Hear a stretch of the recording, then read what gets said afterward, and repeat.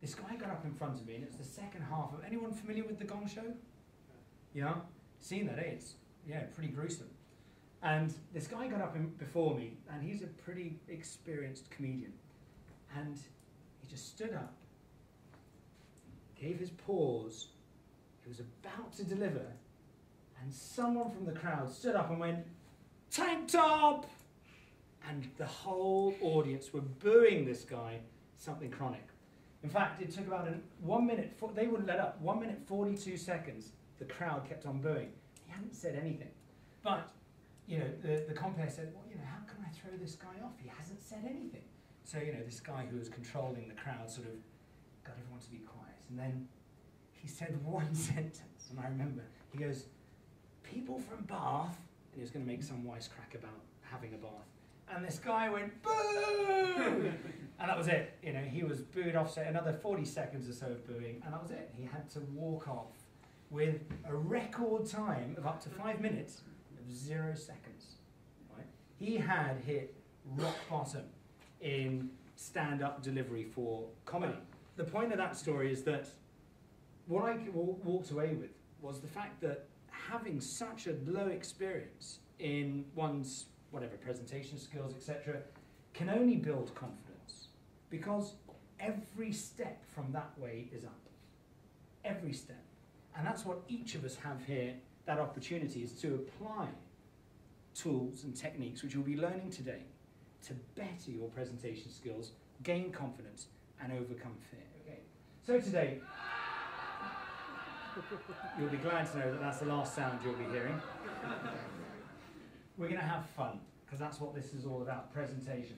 A great quote: "To know and not to do is really not to know." Think about it. First part, towards giving a great presentation. Research.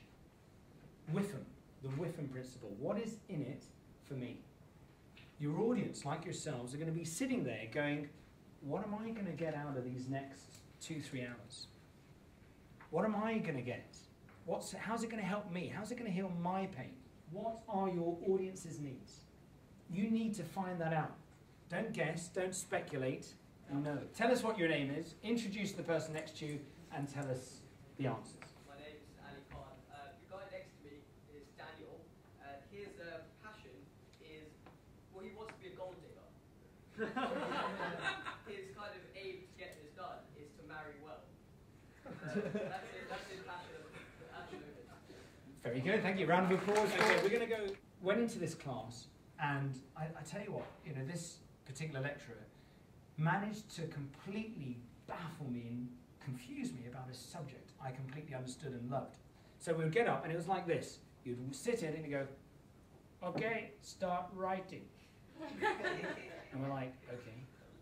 And it's like d2x over dy squared over d2y equals, and you're like, well, what? And there you go. 2 hours, solid lecture, like that. Yeah?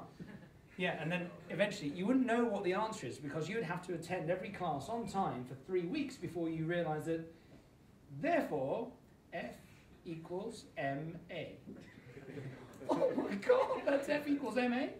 The point is should you dare to miss 10 to 15 minutes of the beginning of that particular lecture, your whole lecture is kaput. You won't understand one bit. You just enter in there and it's just a bunch of equations, numbers, digits, and letters. So, structure is very important in a speech, in a presentation. We need a structure, much like a burger or a sandwich. See? No matter what, whether it's big, small, tall, if it's about to fall, whether it's lean, mean, clean, or just... Yeah, that's pretty awful, isn't it? I think that's from America, that one. Or if it's huge. No matter how creative you get with it, and no matter what its content is, you need to have 3 parts.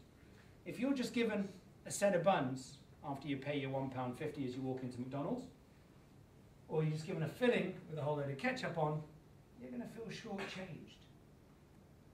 So, we need all three parts. And how do we do that? Beginning, tell them what you're going to tell them. And we're going to elaborate on this because this is just a basic intro to this. Middle, tell them what you're there to tell them. And end, remind them of what you've just told them. And in the middle part, you leave them with up to 3 convincing reasons as to why they should listen to your one key message. We break it down into situation, objective, process, and for speeches we end on conclusion, then any questions.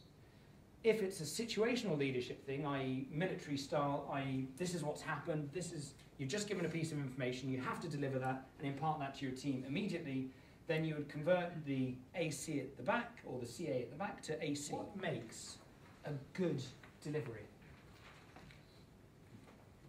Throw them out. It's a brainstorming session. So words? Articulate. Articulate. Structured. Structured. Yeah. Some more. Volume. Volume. When appropriate. When appropriate. Absolutely. Take a quick note or take a quick gander at this list. All of these elements, and I know we've flung some of these around this morning, all are required to make a good delivery. Above all, when presenting, be yourself. It's your personality. So we're adding all of these tools and techniques to you and letting you come out through presentation. Gestures. Gestures speak volumes. What does this say? Yeah, yeah. Very good, very good. And if you saw one of those in your presentation, you'd have to change something about your presentation, right?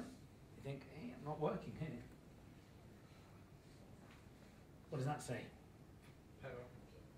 Power. Angry. Passion. Yeah. That's like an angry type of passion, isn't it? Yeah. He's right-handed. Says a lot, that's true, that's true. Or he could just be holding the speech in his left hand. A political debate with the sound turned off, and you will see some incredible communication going on. And each of these bits are like everything, they're doors to a bigger world, which is important if you're going to be mastering this to develop in your careers. You can really open these doors and better your experience, better your capabilities as a presenter. Once you've memorized your speech, you've done your key one, remember your key message, you found out your benefit for your audience, you found your passion or enthusiasm to deliver that particular key message, you've then taken that and you've put that into a structure, very simple structure, 3 points to deliver one key message. You've now memorized it, and now it's about playing, delivering, working with all those aspects of style, working with body language, working with your voice to be able to deliver a powerful presentation. And that's where your style comes in, where you kick in and your own learning and experience kicks in. Overall, have fun and enjoy it. That's what this is about. I want to share with you this final story, which I'll read from this clipboard because it's a story I didn't want to memorize.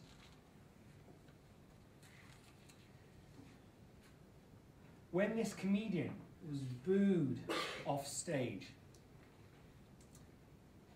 ended up doing stand-up comedy in Yuk Yuk's in another country. Eventually he rose to become a headliner in February of 1981.